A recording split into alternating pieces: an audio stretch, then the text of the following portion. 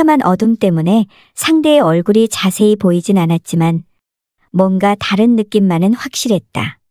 확실히 남편은 아니다. 그리고 꿈을 꾸고 있는 것도 아니었다. 나는 놀라 숨이 멎을 것만 같았다. 아직 어둠에 적응하지 못해서인지 상대방이 어떤 사람인지 확인하지 못했다. 누구세요? 나는 당황과 충격 속에서도 속삭이는 듯한 작은 목소리로 누구냐고 물었다. 순간적으로 만에 하나 도둑이나 강도일 수도 있다는 생각이 스치자 큰 소리로 외쳤다가는 되려 큰일 날 수도 있다는 생각이 들어서였다. 나야 여보. 왜 그래? 아뿔싸. 목소리 역시 분명 남편이 아니다. 누구세요? 도대체 누구냐고요? 나라니까. 왜 자꾸 그래? 남자가 잠깐 멈추는가 싶더니 머리맡에 스탠드 불이 확 켜진다. 그 남자가 손을 뻗어 불을 켠 것이다. 순간 두 사람의 입에서 동시에 헉 하고 비명소리가 터진다. 어머나, 맙소사. 남자는 남편이 아니라 신랑 친구 흥식 씨였다. 흥식 씨 역시 나를 내려다보며 눈이 휘둥그레진다. 두 사람 모두 어떻게 된 상황인지 몰라 한참이나 몸이 굳은 채 망연자실했다. 놀란 토끼 눈을 한 남자를 잠시 멀거니 올려다 보다가 나는 비로소 사태를 깨닫는다. 흥식 씨가 술이 취해 우리 집을 자기네 집으로 착각을 했나 보다. 흥식 씨가 작은 소리로 속삭인다. 은영 씨, 가만히 있어봐요. 기왕 이렇게 된 것. 여기서 그만두면 더 우스워져요. 순간 고민이 많아졌다. 그렇다고 하자는 대로 하는 것도 우스운 일 아닌가. 그런데 흥식 씨는 보기보단 참 뻔뻔스럽고 대담하게 행동했다. 일이 잘못된 걸 알았으면 없었던 일로 눈 감아 달라고 무릎 꿇고 사정사정해도 될까 말까 한데 적반하장격으로 기왕지사 이제 와서 어쩔 수 없다라니. 어떻게 해야 할지 몰라 혼란스러운 상황 속에서 이러지도 저러지도 못하고 있는 와중에 일단 누가 깨면 안 되니깐 조용히 해요. 알았죠? 그러는데 왠지 그래야 될 것 같아 나도 모르게 고개를 끄덕이고 말았다. 흥식 씨, 이제 어떡하시려고요? 나는 한층 더 소리를 죽여 말했다. 이제 와서 할 수 없잖아요. 집을 착각하고 안방에 잘못 들어왔다고 말해도 누가 믿어주겠어요. 동식이나 우리 집 사람이 그랬구나 하며 믿어주겠어요. 절대 안 그래요? 그러니까 오늘 일은 평생 둘만의 비밀로 간직해요. 그리고 어차피 엎질러진 물이잖아요. 그렇다. 이제 와서 어쩌란 말인가. 물은 이미 엎질러졌고 주워 담을 수도 없는데 말이다. 그렇게 흥식 씨는 새벽이 되어서야 몰래 방을 빠져나가 집으로 돌아갔다. 안녕하세요. 올해로 결혼 5년 차이고 34살 동갑내기 부부입니다. 아직 아이는 없고요. 둘이 살기에는 큰 경기도권 33평 아파트에 살고 있습니다. 저희 남편이 일하는 회사에는 유독 30대 남자 직원들이 많았습니다. 다들 비슷한 또래이다 보니 총각 시절부터 퇴근하면 다 같이 모여 볼링치고 술 마시고 함께 여행도 다닐 정도로 친했어요. 저도 결혼 후 자주 봐왔던 사람들이라 저희 집으로 초대해 맛있는 것도 몇 번 만들어주고 술자리에 부부 동반으로 동석해 다 같이 놀기도 했습니다. 근데 문제는 신랑이 사람들과 같이 술 마시고 기분이 좋아져 조금 오바라도 하는 날엔 밤 12시고 새벽 4시고 상관없이 집으로 사람들을 데리고 오는 겁니다.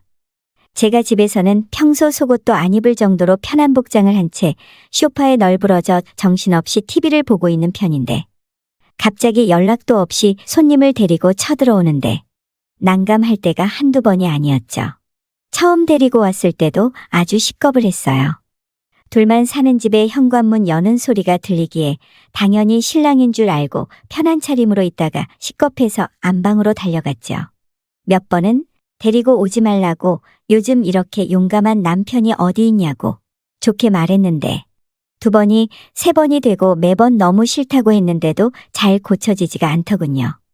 그중에서도 남편과 입사 동기로 제일 가깝게 지내던 흥식이란 친구가 한 사람 있었는데 20대 중반에 일찍 결혼해 애가 둘씩이나 있는 유부남이었고 같은 아파트 옆동에 살고 있어 가족끼리도 자주 왕래하고 지냈죠. 그날도 남편이 술 먹고 흥식 씨를 집에 데리고 들어와 한 잔 더 하고 싶다길래 저는 맥주에 마른 안주 과일을 깎아 술상을 거실에 차려주고 같이 몇 잔 하다 피곤해서 먼저 안방에 들어와 잠이 들었죠. 그리고 또 얼마 가지 못해 돌이킬 수 없는 큰일이 터지고 말았습니다. 최근 이혼하고 혼자 살던 친구가 일 끝날 시간에 연락이 와서 우리 집 근처로 나올 테니 오랜만에 술 한잔 하자고 해서 신랑도 마침 해외 출장 중이라 심심하던 차에 만나러 나갔습니다. 근데 그 이혼한 친구가 술이 들어가자 자꾸 옆에 남자가 없으니 술맛이 안 난다고 지금 바로 아무 남자나 좀 불러줄 수 없냐고 징징대는 겁니다. 저도 그런 분위기에서 무슨 술맛이 났겠어요. 그때 마침 흥식 씨에게 연락이 왔던 거죠. 그래서 주변에 혹시 돌싱남이나 노총각 없냐고 친구랑 지금 집 앞 꼼장어 집에서 술 한잔하고 있는데 즉석으로 소개팅 한번 시켜달라고 부탁을 했고 될 수 있으면 지금 당장 남자 하나 데려오라고 했더니 거래처 직원이라며 총각 하나를 데리고 웃으면서 찾아왔대요. 이렇게 넷이서 술을 마셨는데 즐거운 분위기 탓에 엄청 많이 마셔 모두들 만취했습니다. 그날은 우리 집은 신랑이 해외 출장을 갔고 흥식 씨 아내분은 애들 데리고 친정에 간 날이라 서로 아무도 없는 날이었는데 다음날 아침에 정신을 차려보니 또 흥식 씨가 제 옆에 있더라고요.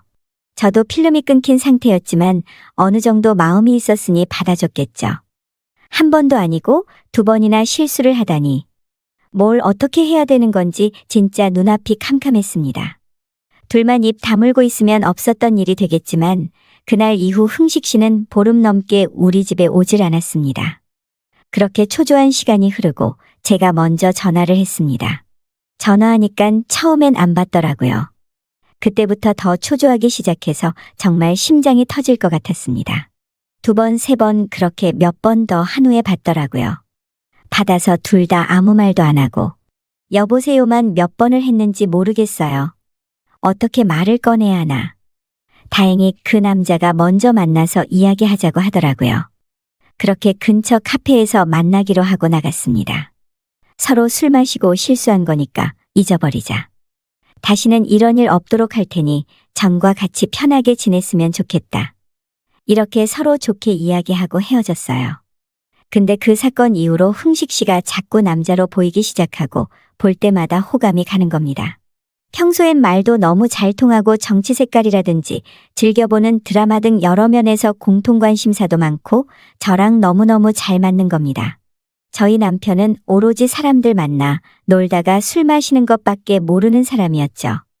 그리고 제 신랑은 보통 키에 호리호리한 편인데 흥식 씨는 키도 180cm 훌쩍 넘고 어릴 때부터 운동을 많이 해서 그런지 마동석님처럼은 아니지만 얼핏 봐도 다부져 보이는 체격입니다. 그날도 술을 얼큰하게 먹고 흥식 씨 부부네랑 저희 부부가 노래방을 갔습니다. 저희 남편은 술이 많이 취하면 아무 곳에서나 자는 편입니다. 그날도 어김없이 노래방에서 한참 놀다 소파에 뻗어 잠들어 있었습니다. 흥식 씨 아내는 친정에 맡겨둔 애들을 데리러 먼저 갔고 결국 멀쩡한 사람은 둘뿐이었습니다. 저도 술 취하고 기분이 좋아지면 노래 부르면서 춤도 추고 분위기를 잘 맞춰 노는 편인데 한참을 서서 뛰어놀다가 흥식 씨가 잠깐 숨 좀 고르자며 발라드를 부르더군요. 그러더니 김현철, 이소라님의 그대 안의 블루를 부르는데 듀엣이니 저랑 같이 부르자고 소파에 앉아 쉬고 있는 제게 오른손을 내밀기에 슬쩍 잡고 일어섰죠. 완전 푸근하고 좋더라고요. 남편한테 느끼지 못했던 그런 느낌이었달까? 요즘의 권태기인지 몰라도 그 남자가 자꾸 생각이 납니다.